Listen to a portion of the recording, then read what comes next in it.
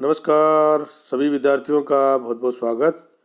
और आज हम बातचीत कर रहे हैं बहुत ही महत्वपूर्ण टॉपिक जो आपके दैनिक जीवन से भी जुड़ा हुआ है। आज हम बात करेंगे पावर हाउस कॉस्टिंग। मैं doctor Mahendra Khadia, assistant professor ABST, department of commerce, government Lohia college Churu. बिजली, जिसको इलेक्ट्रिसिटी बोलते हैं,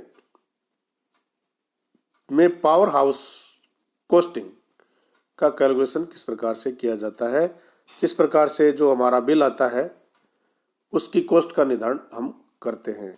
तो आज हम बात करेंगे इसी के बारे में। और आप सभी विद्यार्थियों से अनुरोध कि पूरा ध्यान से सुने, क्योंकि ये बहुत ही महत्वपूर्ण टॉपिक है और इससे संबंधित क्वेश्चन आपसे जरूर पूछे जाते हैं। तो शुरू करते हैं। Power house costing. Power house लागत निर्धारण, शक्ति ग्रह लागत निर्धारण। शक्ति की इकाई किलोवाट अथवा किलोवाट घंटा होता है। शक्ति की जो इकाई होती है उसमें किसमें नापते हैं, किलोवाट में या किलोवाट घंटा। इसका मीनिंग क्या है कि यदि कहा जाए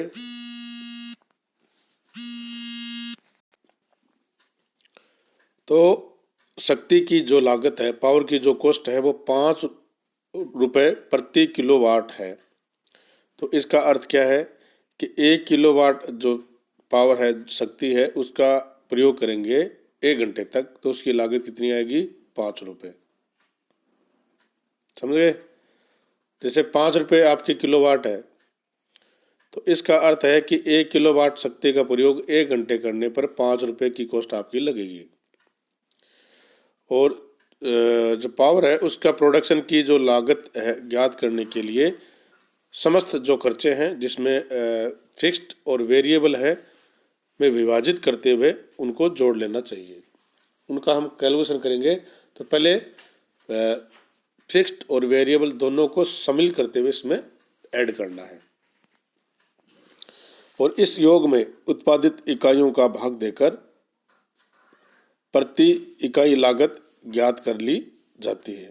यदि पावर हाउस स्वयं भी उत्पादित शक्ति का प्रयोग करता है तो सकल उत्पादक इकाइयों में से पावर हाउस द्वारा उपयोग ली गई इकाइयों को घटाकर शुद्ध उत्पादन ज्ञात किया जाता है।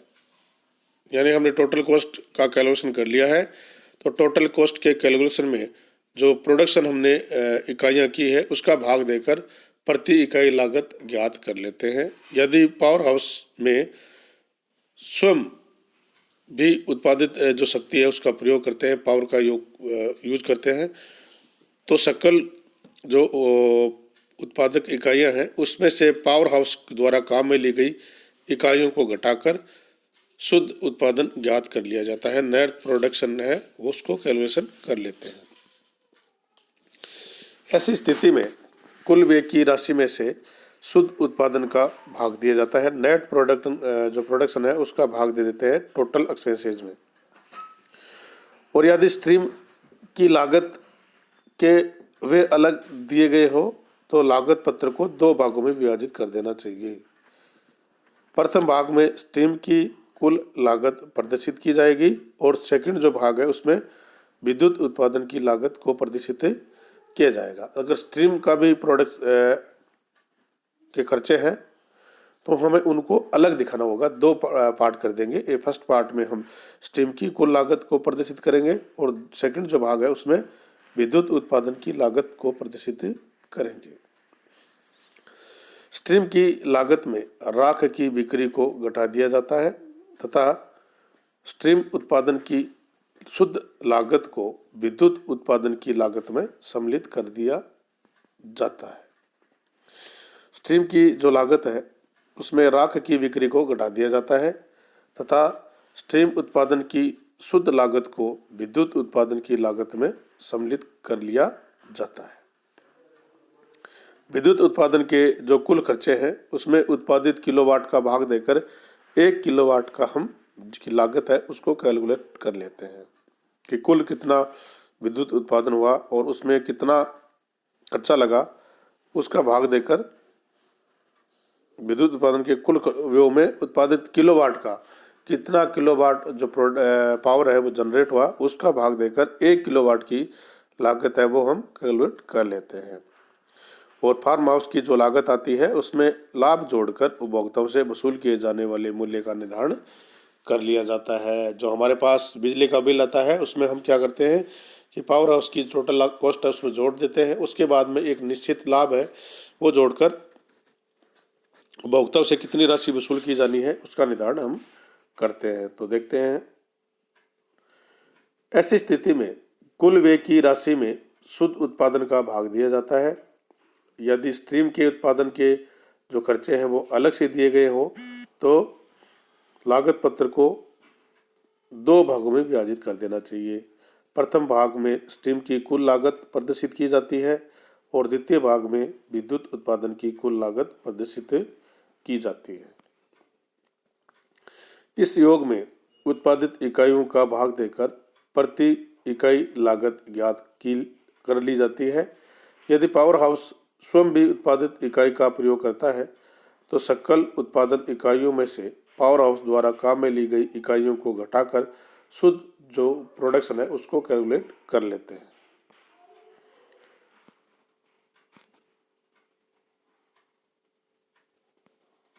तो इस प्रकार से हम जो पावर हाउस है उसकी लागत का कैलकुलेशन करते हैं। अब एक उदाहरण है, एक पर्सन है, उसके माध्यम से इसको ज़्यादा समझने की कोशिश करते हैं कि यदि following cost data, the following cost data pertaining training to year 2016-17 are calculated from the book of ABC Power Company Limited. Prepare a cost sheet showing the cost of generation of power per unit of kilowatt hours, जिसमें आपको total unit generate कितनी हुई है 15 lakh kilowatt पर हावर। Total आपकी unit हो गई है 15 lakh. Operating labour 1,65,000, plant supervisions 52,500, lubricant and supplies 1,05,000, repair and maintenance 2,10,000, administrative overhead 90,000 और कैपिटल कॉस्ट 15 लाख। वर्ष में 1 किलोवाट बिजली उत्पादन के लिए 1.5 पौंड कोयले का प्रयोग काम में आया है और विद्युत गृह को दिए गए कोयले की जो लागत है वो है 330.6 प्रति मेट्रिक टन। ह्रास की जो दर है वो 4% है और पूंजी पर ब्याज है वो 7% है।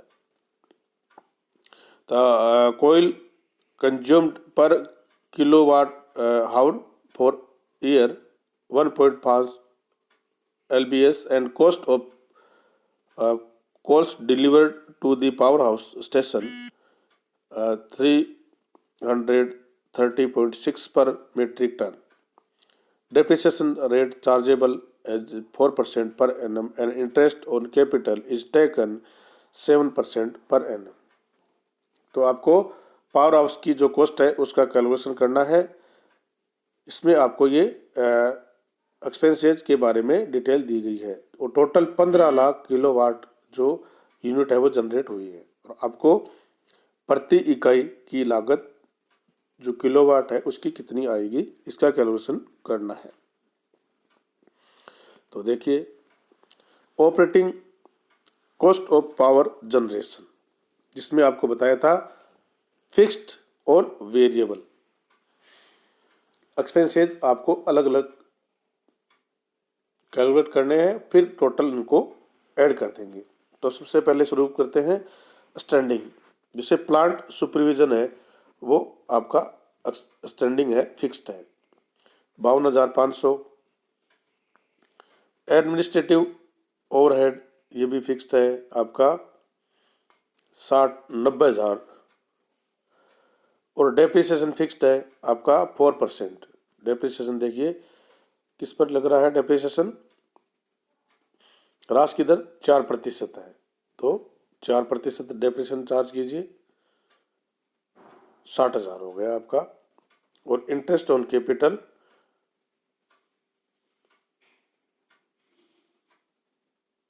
कितनी रेट आपकी 7% रेट आपकी। तो 15 लाख जो कॉस्ट है उसका 7% करेंगे तो 1,05,000 आएगा।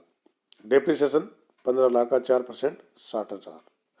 तो टोटल स्टैंडिंग चार्जेबल आपका 3,07,500। इसका अमाउंट आपको दिया गया है। अब वेरिएबल में कुछ अमाउंट आपको दिए गए हैं, कुछ का कैलकुलेशन आपको करना है। तो शुरू करते हैं वेरिएबल एक्सपेंसेस। तो देखिए वेरिएबल में ये वेरिएबल ऑपरेटिंग लेबर, इसमें आपको दिया गया ऑपरेटिंग लेबर आपको ये सबसे पहले दिया गया है 1,65,000। तो हमने 1,65,000 यहाँ पर कैलकुलेट कर दिया। अब कोल यूज्ड, इसकी कैलकुलेशन आपको करनी पड़ेगी क्योंकि इसमें रेट आपको टोटल अमाउंट नहीं दिया गया। वर्ष में 1 किलोवाट बिजली उत्पादन के लिए 1.5 पौंड कोयला प्रयोग में आता है और विद्युत गृह तक पहुंचने पे जो कॉस्ट है वो 330.6 मीट्रिक टन है। तो इसका कैलकुलेशन आपको अलग से करके दिखाना होता है। जो ये है, ये हमने एक नोट तैयार किया है कि 1 मीट्रिक टन के बराबर 2,200.5 पौंड होता है। 1 मीट्रिक टन जो होता है उसमें कितने पौंड होते हैं 2,205।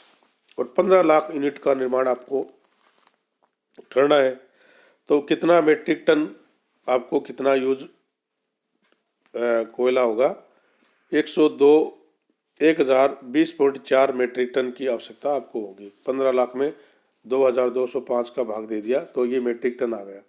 और 1 मीट्रिक टन की लागत आपको दी गई है 330.6। तो इसकी गणना इस प्रकार से करेंगे कि 1,020.4 को गुणा कर देंगे 3,330.6 से। तो 3,37,344 3,37,344 रुपये आपकी कैलकुलेशन हो जाएगी। किसकी? कोयले की कुल लागत की।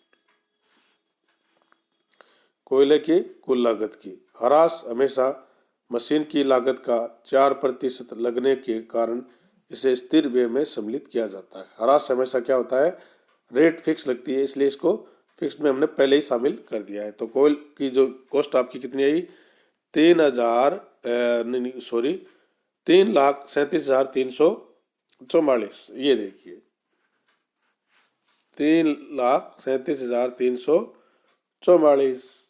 अब लुब्रिकेंट एंड सप्लाईज की जो टोटल कॉस्ट है वो देखिए जी कितनी है 1,05,000। और रिपेयर एंड मेंटेनेंस की 2,10,000। रिपेयर एंड मेंटेनेंस की कॉस्ट आपकी आ गई है 2,10,000। इन सब का टोटल करेंगे तो 8,17,344। 8,17,344। और स्टैंडिंग जो कॉस्ट है वो 3,07,500। 3,07,500। इन दोनों का टोटल हम करेंगे तो 11,24,844। तो टोटल ओवरहेड ए प्लस बी 11,44,800। 11,24,844। 11,24,844। और इसमें ऑपरेटिंग कॉस्ट पर यूनिट का हमें कैलकुलेट करना है तो 11,24,844 में भाग देंगे 15 लाख का तो 0.75। ये आपका ऑपरेटिंग कॉस्ट पर यूनिट के हिसाब से कैलकुलेट हो गई है। तो बहुत आसान तरीके से हम operating cost of power house generation की गणना कर सकते हैं। इसके लिए आपको 2 पार्ट्स में इसकी कैलकुलेशन करनी होगी। एक तो स्टैंडिंग जो एक्सपेंसेज है उनका कैलकुलेशन अलग करना होगा और वेरिएबल कॉस्ट का जो है उनका अलग करना होगा। एक कोयला आपने कितना यूज किया है उसकी कॉस्ट है वो आपको पौंड में दिया गया है। तो आपको एक जो पौंड होता है उसमें कितना मीट्रिक टन कोयला यूज किया जाता है उसका भाग कर लेंगे तो हमारे पास मीट्रिक टन में आ जाएगा। और 1 मीट्रिक टन की कॉस्ट आपको दी गई है तो उससे हम कितना कोयला यूज किया है उसकी गणना हो जाएगी। तो आप सभी विद्यार्थियों का बहुत बहुत धन्यवाद। Thank you.